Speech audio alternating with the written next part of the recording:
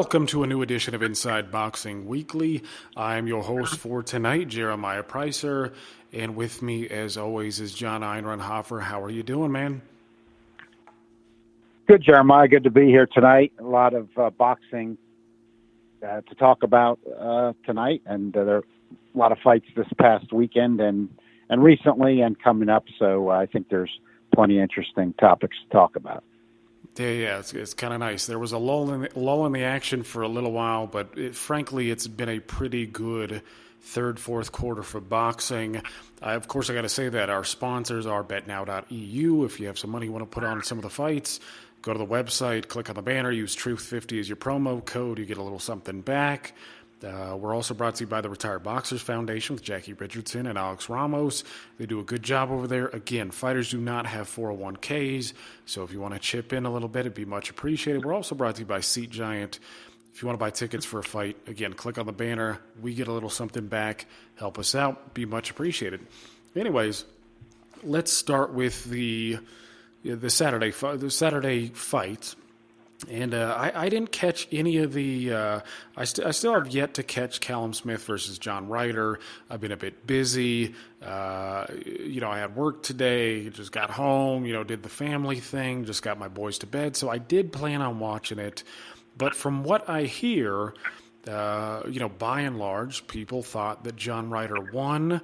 Again, I cannot comment on this because I haven't seen it myself. But what was your take on it, John? I did see the fight live, Jeremiah, and I didn't see it like a lot of those people were making a lot of noise. And I have confidence, and you'll see when you watch the fight. I think you'll agree. Myself, I think you'll agree with where I'm coming from. This, to me, was just a fight where it was an okay fight. It wasn't a terrible fight. It wasn't as good of a fight as some people made out. Let me say first, I thought Smith would get a KO here, and I thought he'd look a bit better. I don't mind saying that, but this was a case of, for most of the fight, neither guy doing much. It was a fight that really went along that theme that we've talked about a lot, and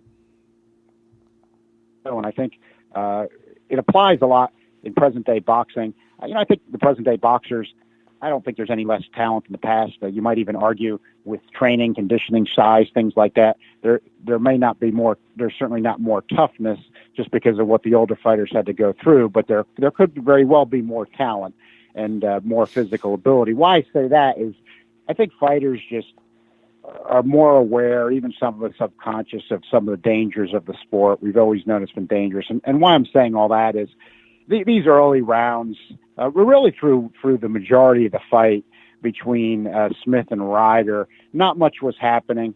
Ryder was tentatively marching forward, but he wasn't throwing a real lot.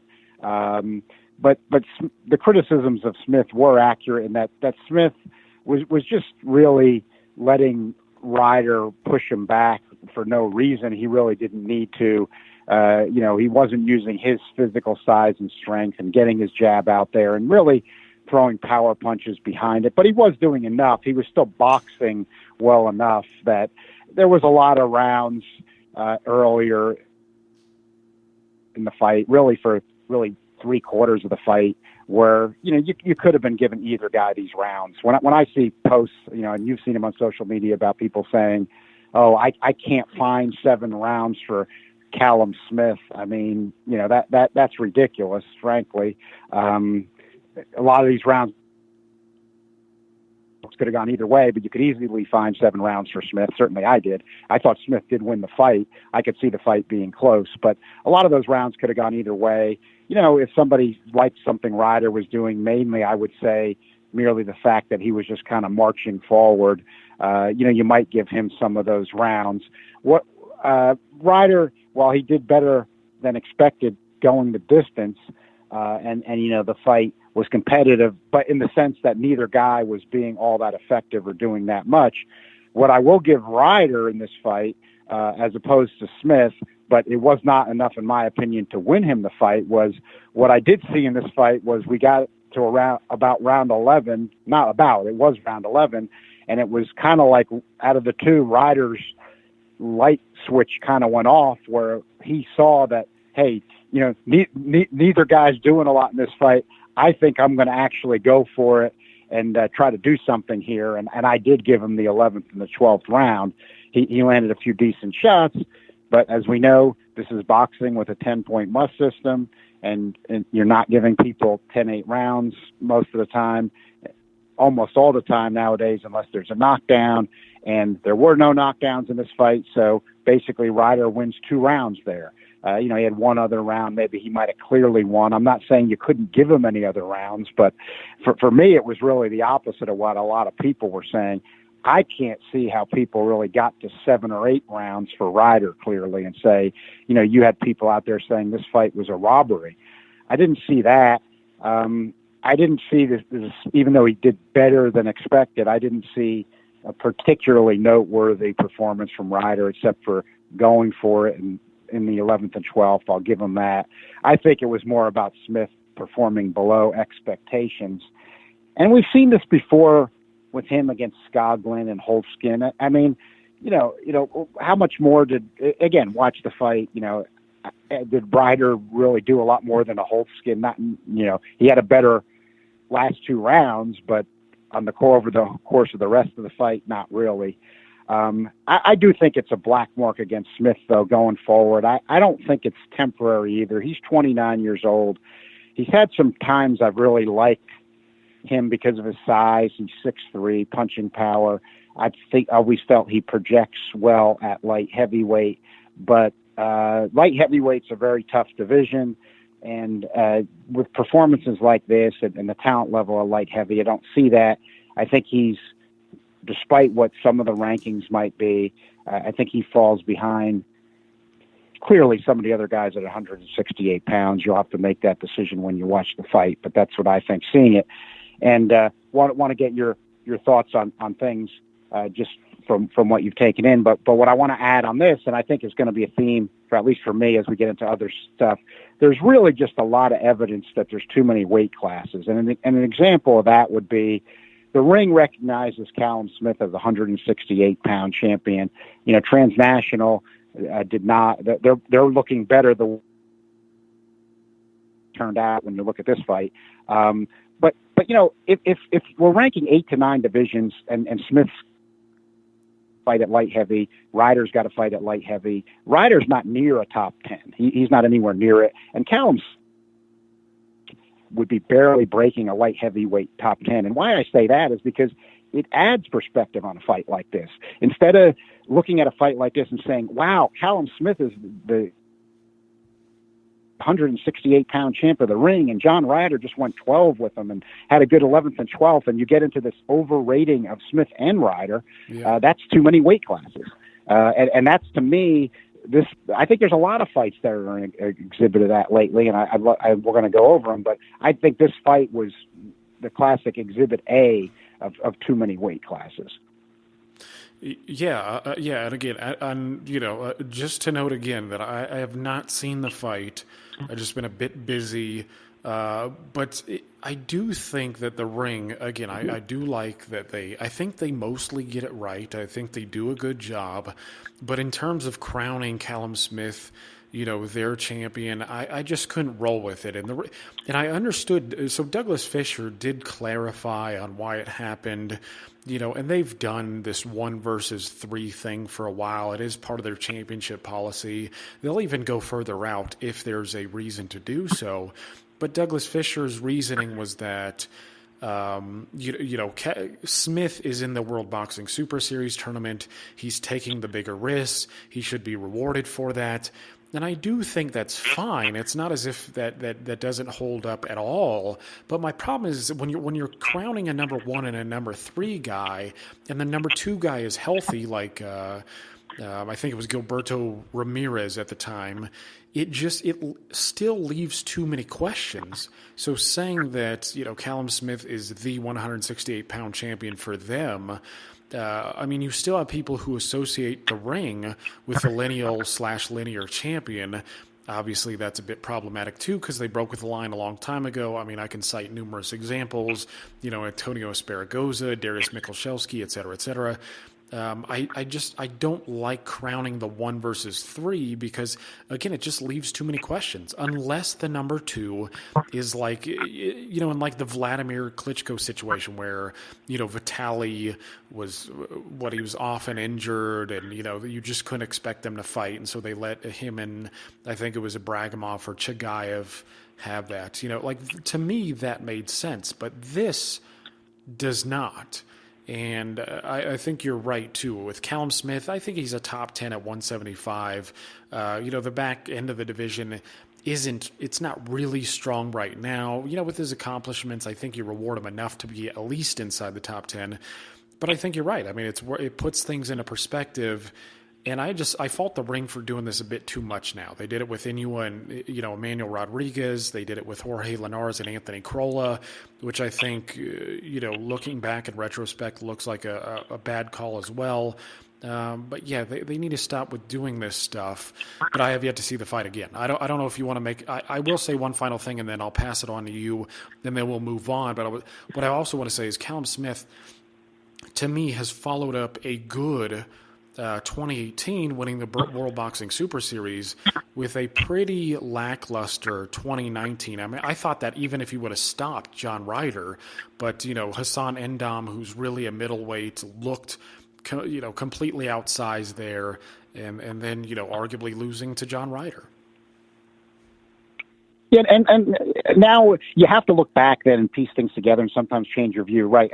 And what sticks out to me now recently is, and Dom can't take a good shot. I mean, let's face it. I mean, he's got some boxing skill, but he can't take a good shot. He's got a history there. Quillen had him up and down off the canvas a bunch of times. So did 5 or 6. So did Lemieux, and Mata blew him away in the rematch. These are good fighters, but he just doesn't take a shot well. And then George Groves, okay, is Carl Frosch, but Groves got stopped a couple of times by Frosch. He lost to Jack. I mean, you're going to have losses. You can get stopped by a good fighter, but it's now when I look at Callum Smith overall, which way you're going to go with him, and it's just he's 29 and he's still like I said, he's light heavy. He'd be fringe of the top. But you'll have to see when you look at the fight, and I'm not taking this performance alone, though. I'm putting in conjunction with others. There's a lot of guys that beat him. You look at that fight. There's a lot of guys that beat him, and I challenge people again with too many weight classes. They can come up with a cut there, but if you're talking really, the top of, if there was only 8 classes, no way. And even if you're talking about the top of divisions, who does Ryder beat? Yeah. And then people are going to say, well, Callum Smith, the ring's got him the champ. And that's why you got to cut through some of this stuff with too many divisions and too many belts, because nobody's going to sell me based on that fight that John Ryder's a big threat. And I'm not trying to go overboard knocking the guy. I'm just trying to call it like I see it, and it's a problem with the too many weight classes, the too many divisions. And you talked about the 1 versus 3 thing. Good point. Years and years ago, I was never in favor of that either. But I think now it's getting so difficult to quote unquote crown a real champ or try to set a line. You don't want to water it down, but I could see 1 versus 3. But I think where you make a good point, Jeremiah, is then gets to what I'm talking about, where the 1 versus 3 starts to fail, and you've brought out some very good examples, and I agree with your examples, is when you're ranking 17 weight classes. Because then when you have 17 weight classes and you start getting into 1 versus 3s, you start getting weak guys getting a ring or lineal distinctions, and that's what you don't want, and that's what adds then to more confusion. And I just think that this is a really a good time to point all that out. But there's people that are going to disagree with me, but I feel pretty confident in what I saw. I'm not saying that the fight didn't go better for than I expected. It did, no problem saying that. But based on what I saw, didn't think it was much of a noteworthy performance from either guy. Ryder might be a good story to a lot of people, but I didn't think he got robbed. I think he performed that spectacularly. The best I can give him is Smith didn't perform too well, and Ryder, out of the two, did go for it in the 11th and 12th, but that wasn't enough over the course of a 12-round fight on the 10-point must system to give him the fight. Okay, and I would just note one other thing. It does seem like when you stick to the number one and number two, it does seem as if you generally get better results. And I know you and I are an advocate of the system. Again, it's not perfect. Lineal, I get it. It's not a physical belt. There's no real championship policy surrounding it, right? There's nobody enforcing it, but it's the closest representation to what we would like to have in the sport. And I think that's why we should honor it, especially with all the nonsense that's going on with alphabet soup titles. I just, it's like we look at Inoue blowing away Emmanuel Rodriguez and I get the general sense that nobody really felt like Rodriguez was the number 3 guy. I mean, he was, the betting underdog against Louis Neary. Tay would probably be, would likely be, the betting favorite against him too. To me, it was just, some of these things are just jumping the gun. I will say in regards to rankings, and again, I am a board member of Transnational, so, I should add that in there. But I will say that the ring jumped. They jumped Billy Joe Saunders up, I think, a single spot for his last performance, and I think he is now number 6 in that division. That was actually proposed by the Transnational Board. They asked if we wanted to move Billy Joe Saunders up, and thankfully, most of us said, no way. There's no reason he deserves that. I also think the ring has Devin Haney up at number 2, I believe, at lightweights. I don't know. I find that a bit of a stretch myself. Anyways, we'll move on to the PBC card. There was a few interesting knockouts, and I'll note both of them so we don't have to talk about them individually. But Yordan Barthélemy, I think I got the name right. I didn't catch the entire fight. I caught pretty much the knockout. That's when I tuned in. But Barthélemy was knocked out in the first round, and Deontay Wilder's brother, I'm not sure how you say his name, Marcellus, something like that, he was knocked out as well. It was actually a good pair of knockouts. Didn't bode well for, obviously Deontay Wilder's brother doesn't have the skill that he does, so his career's not going to last long. Did you think anything of the knockouts? I mean, there's not a whole lot to read into them, but they were good stoppages. Yeah, I think, and again, boxing's a violent sport. So when I say I don't want anybody getting permanently injured, but these were good knockouts in terms of, I mean, Marcellus, Wilder, Luland, Barthélemy, I mean, they got knocked out. In other words, this was not guys folding or something like that. The PBC on FS2 portion, there was some pretty good action in that sense. PBC's kind of been charmed in 2019. But some of the stuff they put on, which on paper doesn't look like it should be entertaining, frankly, but it's been entertaining, and that was a little sample of that. Just the FS2 prelims, but yeah, those were both big knockouts, and the guy that knocked out Wilder was an MMA fighter, basically, who wasn't particularly good in MMA, and then had a few boxing fights, and he came with this, like unorthodox looping left hand, from a southpaw position, and it just was right on the button, though. And I'm not like meaning this to be too hard on the guy or anything, but you do see this when it's early in a career. I mean, Marcellus Wilder stopped a couple times like he has now. I mean, he's got to make that decision, but he might not want to do this anymore. I mean, the only thing I can think of was that early in the career.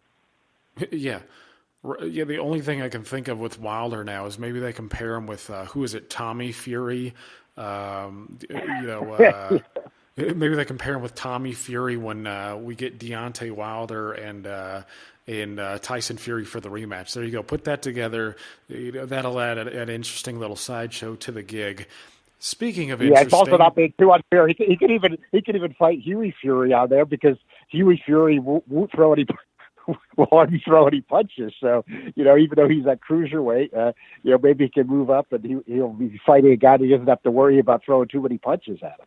yeah, well, yeah. But no, I of course actually don't I'm not know. being serious there, of course. But Yeah, right. Yeah.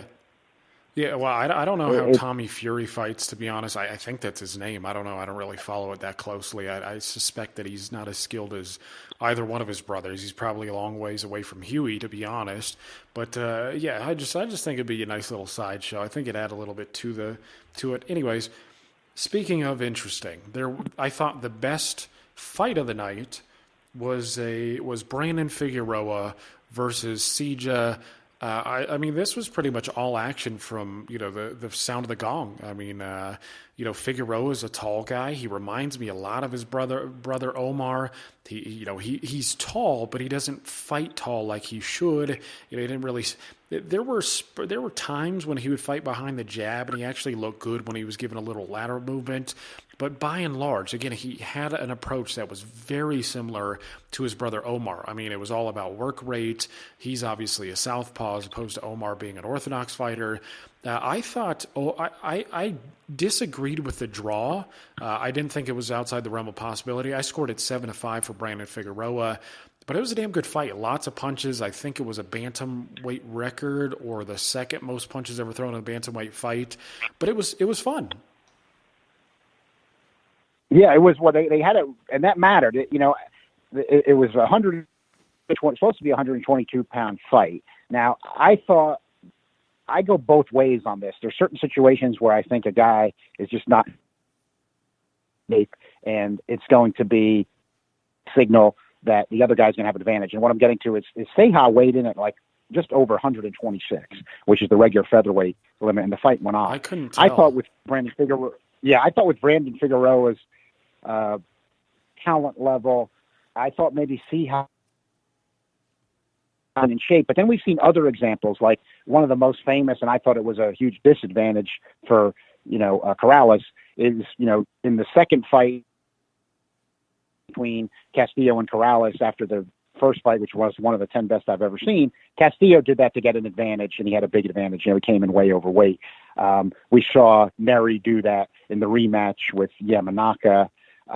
It's happened a lot. There's some times where a guy knows he's not going to try to make the weight, and he comes stronger because the other guy's had to drain himself. So I didn't think that was going to be the case here. I was discussing on Twitter with somebody, another knowledgeable fan, right before the fight, and he asked what I thought about that. I thought, well, in this case, I thought Seha coming off that really heartbreaking loss to Rigondeaux, maybe he just wouldn't be up for Figueroa, and maybe he wasn't in shape. But that really wasn't the case because he went a hard 12.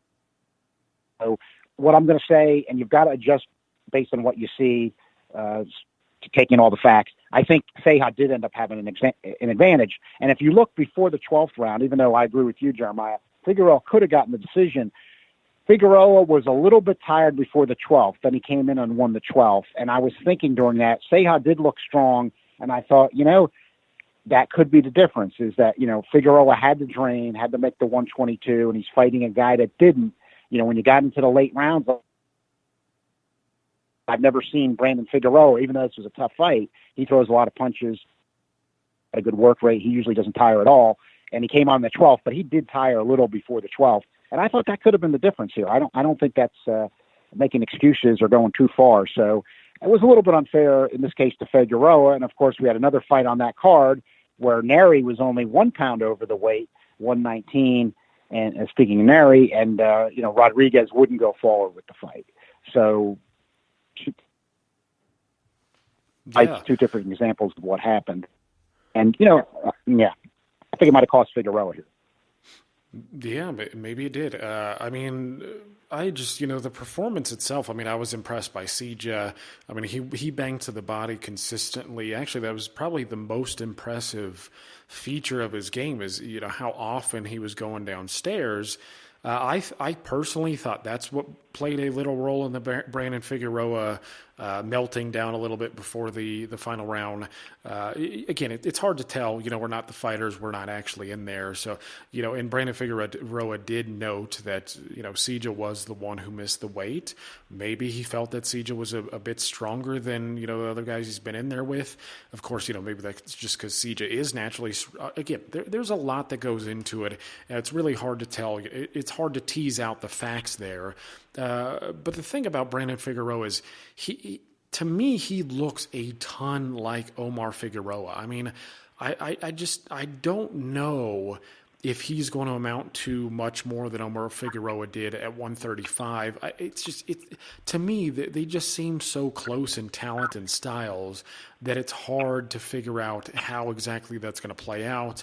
I think if Brandon can stay on track, if he can, have a good diet and just keep his weight in check, then he might have a better career than Omar Figueroa did, because, that's part of Omar's problem. And, one thing that I've given him flack for on this show is that he didn't keep it in check. He ended up going up too high, and then he got his just desserts against, somebody like Ugas, where, he's just biting off more than he can chew and thinking that his work rate and Chin is going to pull him out, every time out. And, it just wasn't the case. Plus, he had bouts of inactivity. So I'm hoping Brandon can learn from his brother's faults. I think a draw at this stage doesn't really hurt him, especially somebody like Seja. I mean, you referenced the Rigondeaux fight, and, that was a damn close fight. I mean, Rigondeaux, to me, was fighting much too much. I mean, the fact that he was standing in the pocket and winging left hands and, really banging out with somebody like Seja was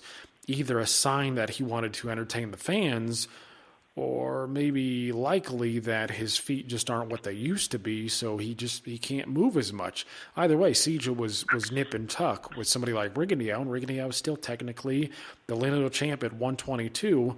So, I'm not saying that Brandon Figueroa's prospects at 122 are bad. I mean, he's got good size. He's got good work rate. He seems to have the same chin, or nearly the same chin as his brother. It's just, as often as he gets clipped, I just, and the thing about Omar as well is he had slow feet. I mean, if you remember, a lot of people had him losing to Jerry Belmonte's, who was a boxer mover type before that. So I'd like to see if Brandon Figueroa can do a bit better of tracking guys down.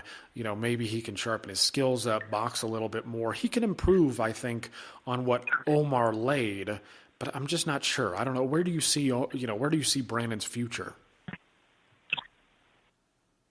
I think I like him better than a lot of people, and I still do after this fight. Now, this one for me, watching that fight, it was a real good fight. Ceja, even though he got knocked out in the rematch quickly, he had beaten Hugo Ruiz when Hugo Ruiz was fighting well, a couple of years back, had Rigondeaux beat till Rigondeaux caught him. This to me, Brandon Figueroa, I thought he won the 12th round in this fight. It doesn't really take anything away from him for me, even though I did think that, he'd be able to knock out Ceja. But I'm still not, he's still young. I don't think he's off track.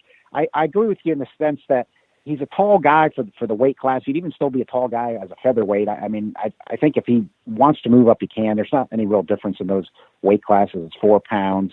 I do think, though, I like that he's willing to slug and try to take guys out. I actually like it. I like the entertainment value and the trying to get some knockouts and being aggressive. I still like that where frankly, you see that on the whole more. Let's face it, you even though there's exceptions, you see that on the whole more with, the Canadians, the Americans, the Mexicans. Again, not that there's not boxers, not that they don't fight like that, but just on the whole. And I don't mind seeing that, but for longevity of career and because he's got the height and I think he's got skills, I would like to see him box some. I mean, it just seems at his height to not use it at all. Right now he's on pace as 122-pound, Riddick Bowe, a guy who was very entertaining, and had a lot of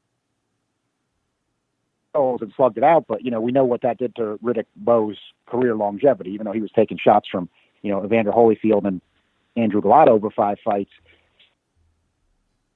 it can happen even in the lower weight versions to a guy who's fighting the way Figueroa is when you start at that early in your career like that. The thought being Riddick Bowe, with his height and size and skills, could have boxed more, especially if he would have been in better shape in some of the fights.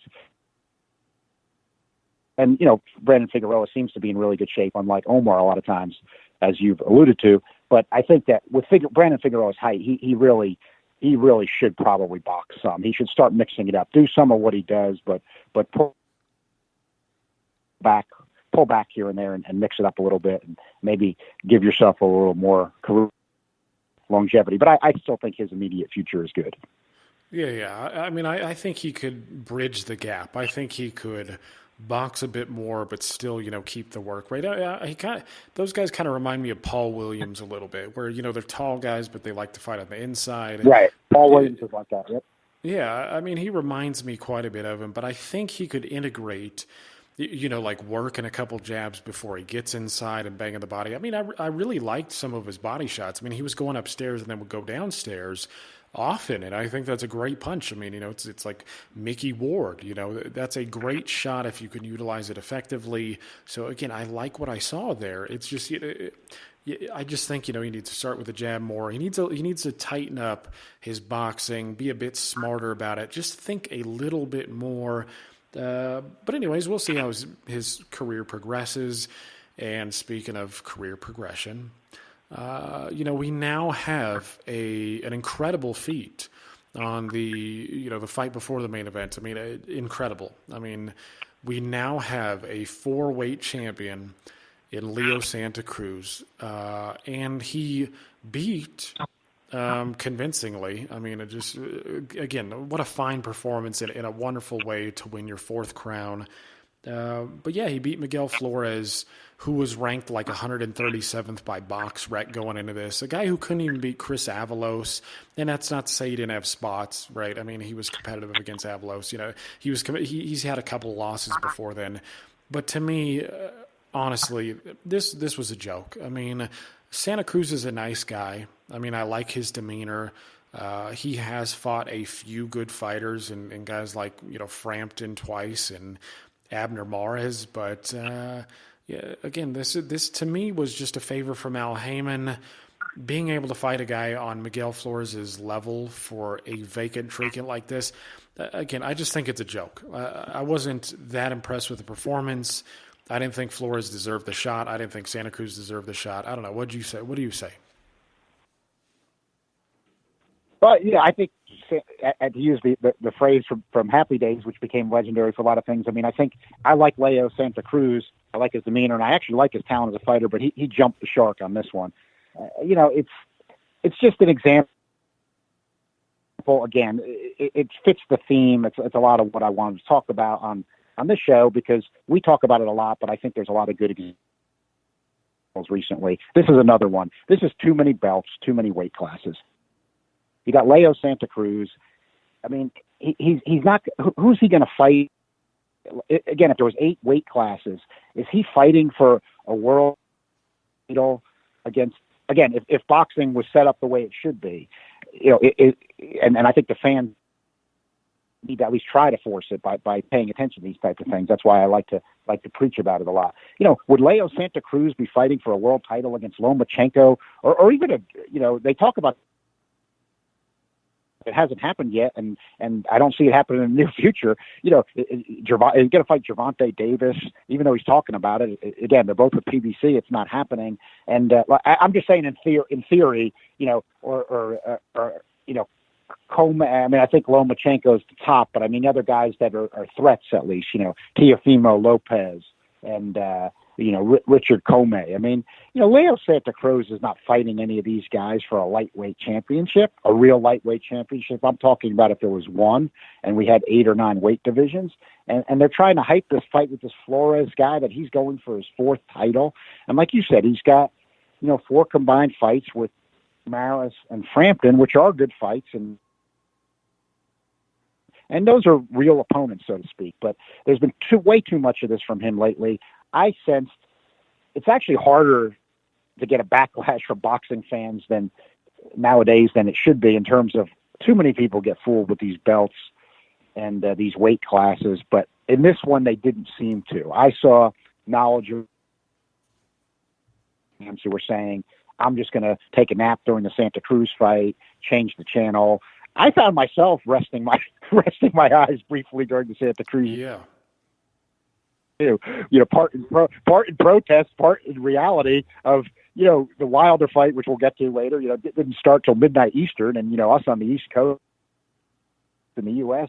have to deal with these. And to their credit, I saw on Facebook and things, there were Brit and hardcore fans that were up, waiting for the Wilder fight, and they're up in the, early hours of the morning. So, you get Leo Santa Cruz popping on there against another guy that he shouldn't be in the ring with, and he doesn't punch hard enough to take these guys out.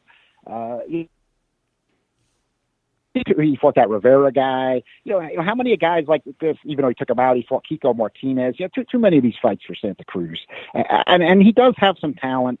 I don't know why we keep getting these fights from him. He should be, because he doesn't have the power, he should be at no higher than featherweight, and he should be fighting top competition. And that's where he should be. And I think it's now it's becoming self-sabotage. I think other people are sensed it after this one, which a lot of times they won't, but I think they got it right. Again, the fans generally that, at his age for the lower weights, he's taken it too far. It's just a time waste now, not just for the fans, but for him. In other words, the window's closing for really accomplishing what he could. And come on, fans, right? Are you going to go then when Leo Santa Cruz retires sometime down the road? Are you going to talk about him being how many belt time champion, and that's going to confirm greatness? I mean, people got to wake up with this stuff. And if you're going to wake up with it, you got to start talking about it. How would boxing be if there was less weight classes, less alphabet belts? Yeah, of course, yeah.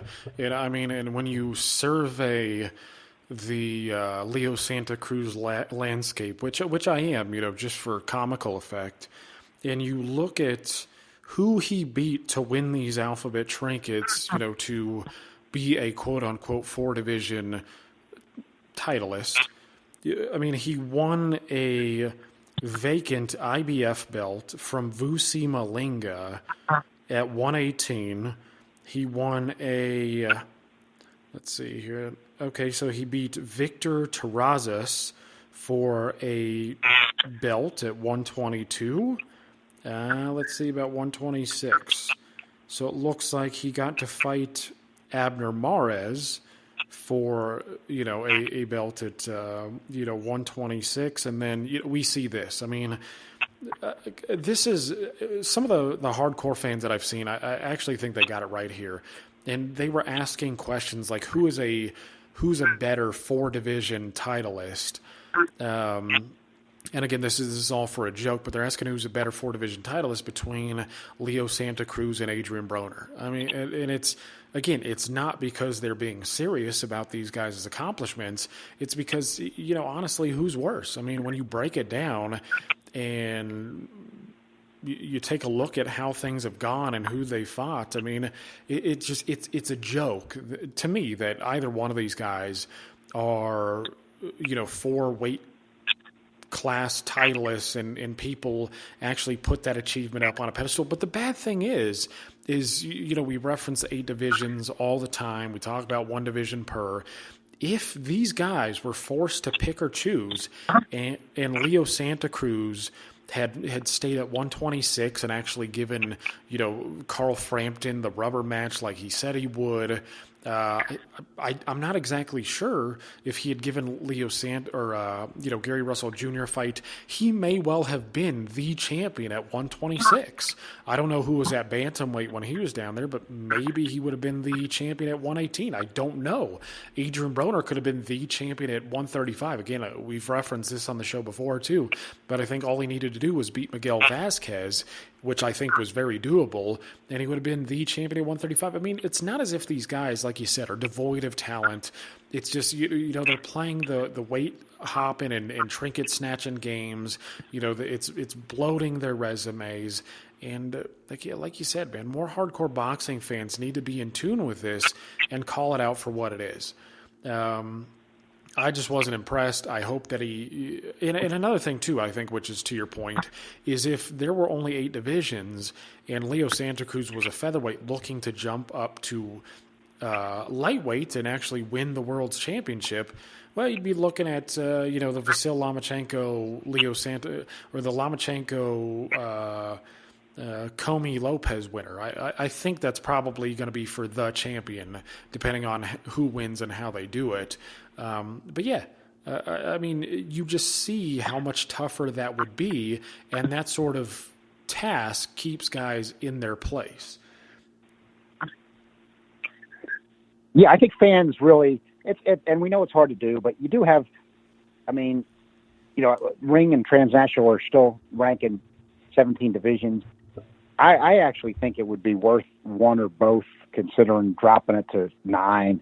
But maybe then somebody else will get back to rating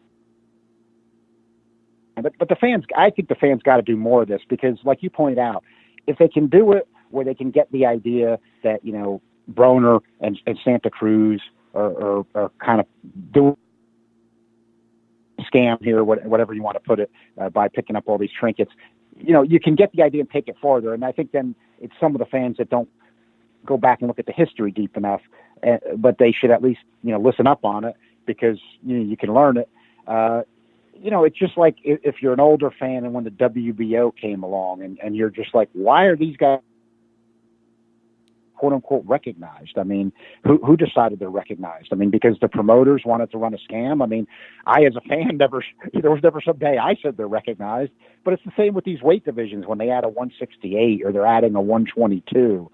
All these divisions you didn't need, all these belts you didn't need. I mean, there really is no difference between adding, and fans need to look at their boxing history. No difference in adding a WBC franchise champion than there was adding the 122-pound weight division. I mean, it's all the same principles. It's just they found different scams to do it. So, if you can ignore WBC franchise, if you can ignore WBA regular, to me, you can take it one further and ignore 122, ignore 168. It's where you need to go. UFC, add all these weight classes. And all they're doing is copying old boxing. They're not unique. It's just Dana White, who came from a boxing background, who said, let's get rid of the trash. I mean, yeah, and Dana White shouldn't be faulted for that. That was smart. Yeah, and Dana White also made a good point in that, and this is what you hear, boxing fans often say too, is that, well, they created all the divisions for safety reasons. Well, Dana White's rebuttal to people who ask whether he's going to add more is that people are going to weight drain regardless. I mean, I think the best you can ask of this, a change in boxing, is to just make sure that people rehydrate more effectively. I mean, that's probably the biggest killer of guys in the sport. They just don't have enough fluid on their brain because of dehydration. They get hit too much. There's not enough protection there, and they die. I mean, so to me, stop worrying about so much worrying about the weight classes because of safety reasons. Just cut them back and worry about guys cutting weight more effectively and doing it in a safer fashion. Anyways, let's move on to the main event. I know you're excited to talk about this one. Our resident, Deontay Wilder fan, but I mean, it was a heavyweight fight that a lot of people were talking about. There was a significant amount of hype surrounding it. Heavyweights always seem to bring the masses. People flock to big heavyweight fights more than they do anything else. As the fight progressed, I mean, how I saw it was Luis Ortiz, to me, seemed to be dictating. The term that you often hear is ring generalship. It seems as if Luis Ortiz was dictating the pace. He was dictating the distance. I thought he was landing, by and large, he was landing the scoring blows. I had a little issue with CompuBox there and some of the things that they were scoring, but I thought Luis Ortiz was doing a good job of negating Deontay Wilder's jab, landing his own left hand, and it seemed like everybody had Luis Ortiz up before he got starched. But I mean, what a beautiful right hand Deontay Wilder has. I mean, it's not often that you see somebody who can lose so many rounds and yet win a fight in the blink of an eye like that. I mean, it's just it is a sight to behold, and I think even if you don't like Deontay Wilder, you should appreciate him for that fact alone, and that fact alone brings a lot of excitement to the division. I mean, look at how many people are talking about this knockout. Look at how many people are talking about some of his previous knockouts, like the Dominic Brazil one, which may turn out to be knockout of the year. Yeah, I mean, I think Wilder brings a lot of excitement. I mean, I've always thought he's a guy you want to see fight. I think it seems like some of the detractors are coming around to that now, but yeah, I thought Wilder had a game plan. I thought he followed the game plan he had, but I actually did have Ortiz ahead 4-2 at the time of the knockout. So I thought Ortiz was doing a little more. I do think, again, modern boxing, and especially with the heavyweights, though, there's more reason for this because of, you have two power punchers going against each other. Let's face it, you got to be careful with your heavyweight. And I think I thought that Wilder, and I think it proved to be true, it reminded me a little bit of course, at the heavyweight level, there's no comparison with what power guys are bringing, but, it reminded me a bit of Michael Spinks in the two Larry Holmes fights. He knew he was fighting a guy that was older. He wanted to let him get tired in those early rounds before he waited to pick it up.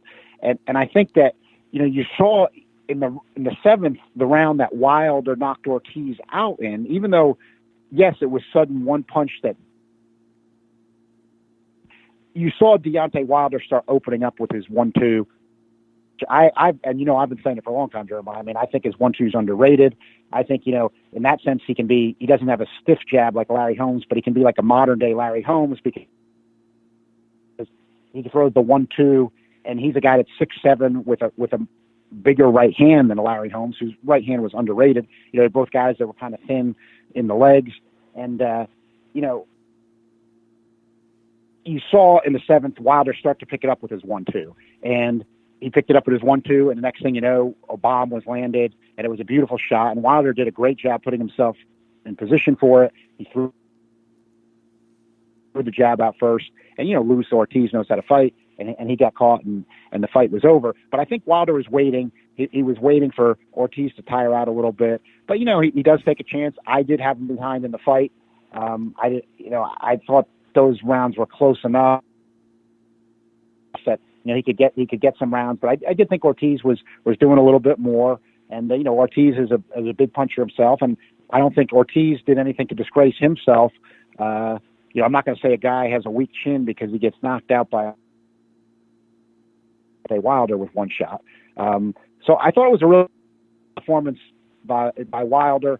But what I'm hoping for him, and right now it's on track, is he's 34 years old. I, as a guy who has believed in Wilder and his abilities for a long time now, and I think he's showing them, I'm glad, if it happens, that he's getting the Fury rematch in February before he gets on the downside. Because even though he's a heavyweight and they mature later, 34 is 34. He's still probably close enough to his prime right now, and he will be in February. But, if that fight were, as we know, the famous marination, if that fight were to get marinated any longer, and let's say another couple of years or something, even if Deontay Wilder keeps winning, he's going to be fading past his best. Fury's a little bit younger. So I hope this fight happens in February. It's going to be a big fight for boxing. I mean, when you think of if it comes off like it's supposed to, Fox and ESPN teaming up to promote it, along with Al Heyman's organization and Bob Arum, that's a pretty dynamite combo. Now that they've got the outlets of ESPN and Fox to do it with, so that could be a really, really good thing for boxing. I think even though you've got Ruiz and Joshua out there, this is where I do agree with the ring more than I agree with transnational. I don't see how you can't have Wilder in your top two at this point. I mean, to me, that doesn't make any sense. It's not right. So I think Fury and, Wilder, to me, is it. I mean, it makes all logical sense to be the guy to start a new lineup. And, of course, we'd like, ideally, the winner to fight the Joshua Ruiz winner. And if Ruiz wins, we're going to get that, because can you imagine if Wilder wins and Ruiz wins, and then in the U.S., say on Cinco de Mayo or something like that, you have Wilder and Ruiz for the heavyweight title. That's big. That's real big. That's something. U.S. drives the money still in boxing overall. That would be a massive fight in the U.S. and at a heavyweight, that could really be big for the sport. But Wilder's done his part. Got to beat Fury. Ruiz has still got to beat Joshua. Those are very tough events. So, Wilder had to get by first, so he stayed on track. Ortiz, no doubt, in everybody's legit top 10, really in the top 6. So it's a good win. Ortiz, the way he looked, he could beat a lot of guys. And Deontay Wilder, is on track, and we'll see from a perspective how the pay-per-view ended up going. Yeah, and I'm just going to dial it. I'm going to take it back a few notches just in my assessment of the fight. I mean, honestly, I didn't think the fight was exciting. I wasn't really excited for the fight. It was going on. I think the good thing about heavyweights and the reason why you can stay on the edge of your seat is because of the anticipation for what the things that happen, right? I mean, the fact that all it took for Deontay Wilder was to land one shot, but I didn't think it was an exciting fight before that point. I mean, there were a few punches thrown, there was a lot of posing, there was a lot of posturing, yet not a whole lot was being done. But again, of course, with Deontay Wilder, you're always anticipating, when that moment is going to come, because again, even if you don't like Deontay Wilder, and obviously I'm not his biggest fan, but you have to admit that, I mean, the guy is a major puncher. I mean, every single person that he's fought has either been stopped or they've been dropped. I mean, no matter the level of your competition, and this isn't Lamar Clark that we're talking about, right? This isn't a guy who's, banging out milkmen in, Utah. This is a guy who is fighting. Yeah, he's not fighting on the Oklahoma circuit. He's not fighting on the Oklahoma circuit. Yeah, right. Yeah, I mean, so this is a guy who's fighting a fairly high level of opposition in comparison to his total. But again, I wasn't that impressed by the performance itself. I did like the right hand. I think it's, they might as well throw that thing on ESPN and have it, loop over and over again. And you did see it being shared by other news sites. I mean, I think I saw Bleacher Report, ESPN might have been on it. All sorts of people are replaying this, and it's good for the sport, and it's good for his brand. I did want to ask you, however, is with this win, okay, because Transnational and The Ring both have Tyson Fury rated over Deontay Wilder. So I got a couple of questions, actually. There's a two-part. Should Deontay Wilder now replace Tyson Fury in the number 1 spot? Also, if Andy Ruiz goes and knocks Anthony Joshua out, who is still a top 5 guy, if I'm not mistaken, if I'm not mistaken, I could be wrong there, but I think he's still a top 5 guy. If he goes and blows Anthony Joshua out, should there be any replacement there? So should Deontay Wilder go to number 1, and then if Andy Ruiz stops Anthony Joshua in exciting fashion, goes out there and whips his ass, it doesn't really matter. I mean, even if it's a back and forth thing, if he gets a W, should he move into the number 2 spot? I mean, this is something that I thought about before we came on air, and I want to get your opinion on that, because it seems like you could justify that, but I'm just not sure. And, with Transnational, they make the proposals on Sunday, and your vote has got to be turned in by Tuesday, and I'm kind of at odds here. What do you think? Well, here's where I think Transnational's got it wrong, and I agree. So there are other voters, and you see people posting and things. Here's where I think they got it wrong from the beginning: is the number 1 ranking in any division is not a champion. Okay, Transnational, and we know why, and I actually agree with the reasoning. I understand why they have it vacant, and I'm not criticizing that at all. But Joshua was not the Transnational champion. So Ruiz, by beating Joshua, he doesn't just take his spot, as the champion. Joshua was not the champion. He was the number 1 ranked guy. Ruiz was not ranked. You don't go from unranked and you knock out the number 1 guy, you become number 1. That really, the way boxing's always been, that really doesn't make any sense. Okay. I did really got that one wrong. I think people have biases. We all have biases. And I do think that there were people, and they probably don't even realize this themselves. I really believe they don't, and we all have biases. They were probably so biased against Wilder and Fury becoming for the guy, man, the lineal champion, that Ruiz got into that number one spot. I mean, that's really what I feel, even if it wasn't a conscious bias.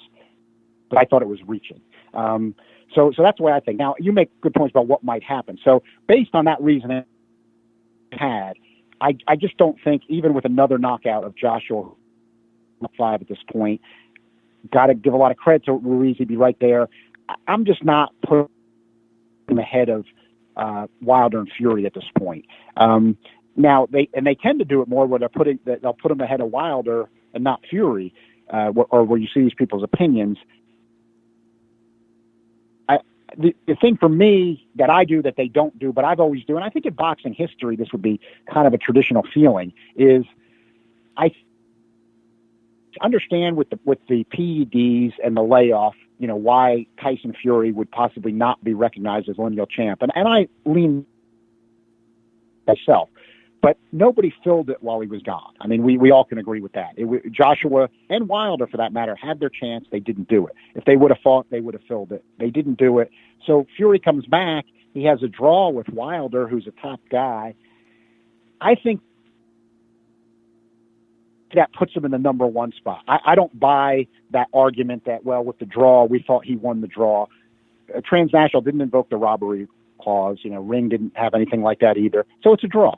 So I don't think that puts Fury ahead, but I think the past lineal recognition for clarity, for me, he hasn't lost since. I would put him in the number one spot, and I'd put Wilder in the number two. And if Ruiz wins again, I'd have him 3, and be hopeful he gets a shot. But I wouldn't put him ahead of the other two. And I think they fight and determine the man. And then we all hope. Yeah, right. The Ruiz Joshua winner fights that guy. Yeah, go. Yeah, and I think if Ruiz wins, that will happen. But and I think, like you said, that would be exciting if if Deontay Wilder won that fight, in the Fury rematch, and Andy Ruiz won. It's tough to say. These are heavyweights, and again, there's a lot that could happen in any of these given matches. Obviously, I mean, Andy Ruiz was not expected to beat Anthony Joshua at all. I mean, he was a sizable underdog, but I think I agree that I want to keep Fury number one and Deontay number two. And I will say on the record, too, that I was a dissenter. I mean, when they proposed Andy Ruiz at number one, I said no. I thought that Fury and Wilder should be number one and number two. And there's obviously a little fear on my part that if Andy Ruiz wins, well, he's going to stay at the number one spot at Transnational. And I'm like you. I didn't agree with it. Yeah, he had a close fight with Joseph Parker, but he was out of the rankings because of inactivity. And part of that was due to, Top Rank's inability to get up. Well, they didn't want to give him a fight because he only had one fight left on his contract, and they didn't want to get him out of there. But I agreed, and I mean, I made note of it, and I'm going against the party line here. I mean, I did not vote for Andy Ruiz at number one. I voted for him to stay behind Fury and Wilder, and I think the general feeling will be if Andy Ruiz wins, I still think that the general feeling will be that Fury and Wilder are the number one and number two guys, with Andy Ruiz nipping at their heels.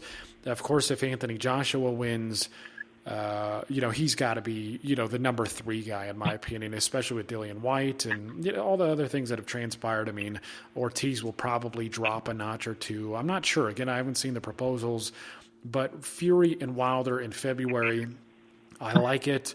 And let's hope that this becomes a consensus lineal championship fight. And I'd be excited for it. I mean, it seems like boxing fans are a pretty emotional bunch, and I've seen some of the polls passed around on Twitter and whatnot, and from what I've seen, Deontay Wilder seems like he's going to be a favorite there. I don't know if that's an indicator of how the betting odds are going to go. I imagine it's going to be pretty damn close. But I'm looking forward to it. And I mean, we finally need to get these fights done anyways. I mean, if whoever wins Anthony Joshua and Andy Ruiz, and we really do get Tyson Fury and Deontay Wilder in February, whoever wins Ruiz Joshua, we really have to see them in against the winner of Wilder and Fury. Granted, there's not another draw. I really hope that isn't the case. But yeah, we finally need to get the best versus the best. And that's one of the things that Dana White also said. Hey, stop milking these guys, get it done, take the money. And I agree. Just too much putting it off. Anyways, do you have I hope you can make a good case, because Transnational obviously has the right purpose in mind. I support them. I hate to have, the Fury Wilder come up and them kind of be out of kilter with that. I mean, I don't say you do it just for that reason, but I think as you, correctly advocate, I think they just got that one wrong, and the ring's got that one right. So, and they may very well not reconsider it, but I think that you guys should have some heavy debate there and try to get that rectified, especially since Wilder just got a win, because then there's, again, I'd like to just see it get adjusted. And I think he's past status. I think since nobody filled that void, I think that is a factor, and Wilder just picked up a big win. So, we'll see what happens, but I'd like to see Wilder Fury clarify that and then fight the Ruiz Joshua winner. But we'll take it one step at a time. Yeah, absolutely. And I think that if Anthony Joshua wins the rematch, I do think that he will come in number 3 for Transnational. That's a prediction. Of course, I don't know. These are humans; they have their own individual feelings, and sometimes it honestly it seems up and down. I mean, there are some good, informed guys who have a lot of great input time and time again, and you've got to rely on some of these guys too. I mean, I will say, with the voting process, it becomes it's very difficult, to follow, the Kosai Tanakas of the world and some of these guys who are below 118 pounds, because frankly, there's not a whole lot of interest from the general public. I find 105 and 108 to be, some of the worst divisions in boxing. So there's not a lot of interest there. So we do rely on some of these guys to say, hey, no, some input is more valuable than others. Some guys are, a bit lazier than others. Some guys are like, yes, I agree, I don't agree. Some guys are more simple. But it's good because I do think we have more voters than the Ring Magazine. And actually, there were some oddities. Again, this isn't a Ring Magazine bashing thing, but I did see with the Devin Haney that one of the guys was advocating, after his last win over Santiago, they were advocating for him to jump to number 2 right behind Lomachenko. And I just don't get that when your best win is Zaur Abdullayev. The kid's talented, but just, pump the brakes. And I think you got to let that play out a little bit more. But I did dissent against the party line, and I suppose my last word would be the Luis Nery thing, and that I was really looking forward to Luis Nery versus Emmanuel Rodriguez, because I think Nery, he looked like the biggest threat to Inoue. And now that, who knows what happens. I mean, he's been killing himself. He's been, missing weight. He's missed weight numerous times. He's had PED infractions. I'm just disappointed with the way it turned out. He tried to, throw $100,000 Rodriguez's way. Rodriguez turned it down, and I think that's probably the right thing to do. I mean, I really wanted to see the fight, but with with Nery's history, I just think you got to make him pay for it one of these times. I don't know if you agree or not. I kind of agree. I think Nery is kind of maybe blowing it with the position. PBC got him. I think you and I are in agreement there. I mean, Inoue, he's in the traditional division, which you'd like to see, but there was so much weight jumping by him. I think I'd like to finish up with this at the end, and we'll talk about Nery first. But so much weight jumping with him. Guys that he missed along the way that were some of the more real threats. Again, if there would have been 8 down there, he still hasn't fought. Yeah, hardly anybody gives him shit I think for him it. and Nery, No, they don't at all. I don't think they get it, frankly, and that's where I think you start getting where people don't get it. But that's just what I think. But because I think Nair would have been a real threat. I think it would have been tough to have that PBC top rank thing there. And people before this were saying, and now they could cite this Wade as additional example, but saying like, well, we'd like to see some signs PBC and Mary want this fight. And I was thinking, and I'm not saying Inoue didn't get injured or in the Donaire fight, whatever, but Top Rank was really quick to point out that Inoue had taken all these injuries in the Donaire fight, and what I'm hinting around to is, that was the prelude to Inoue on ESPN Plus fighting a bunch of guys, a bunch of Asian opponents we've never heard of, and things like that for a year or two, and would be nowhere near a Louis Neary. But getting back to the point, so Neary missed the weight. That is on him. I don't like it, but one thing that even in the old days, if there was a contract, Rodriguez wouldn't necessarily, he wouldn't have had to go through. But it did remind me a little bit of what we're talking about with the too many belts. Now bantamweight is a traditional class, so that wasn't an issue here. If you had weight divisions, this still would have been one of them. But the issue to me is everything's got to be a WBC eliminator or a WBA regular title. And they can't just have a fight. And this was one of those. And what I was thinking is, if this would have been 30 years ago, and this would have been a 10, which this would have, this would have just been simple, a 10-round bantamweight fight on CBS afternoon or something like that, which frankly would have gotten much more viewers than it gets now. I'm just saying, because Neri came in at 119, they would have had the fight, It would have been a non-title fight. It wouldn't have been for some WBC eliminator that they just slap on every fight. And necessarily worried. Would have said, "Oh, maybe it's a slight disadvantage," but he was 1 pound over. Rodriguez is going to take a little extra money, and we're going to have the 10-round bantamweight fight. Forget all the But it gets clouded because it's supposed to be an eliminator, so. You've got to be at the 118. And again, I know they would have had a con anyway if it was a 10-round fight, but I almost think it would have happened. It just reminded me of just all this alphabet nonsense. And again, my point actually is not taking anything away from it being Neri's fault. He should have been in good enough shape. Rodriguez could have been at a disadvantage, just like Figueroa was at an even bigger disadvantage, and he went through with his fight. Neri shouldn't have done it, but it just almost seems like the fight should have still happened. I think Neri would have knocked out Rodriguez. I didn't think it was going to be a difficult fight for him, like some were saying. I think, as you mentioned at the beginning of the show, you're absolutely right. Rodriguez has got the one win over Maloney, and and it was competitive.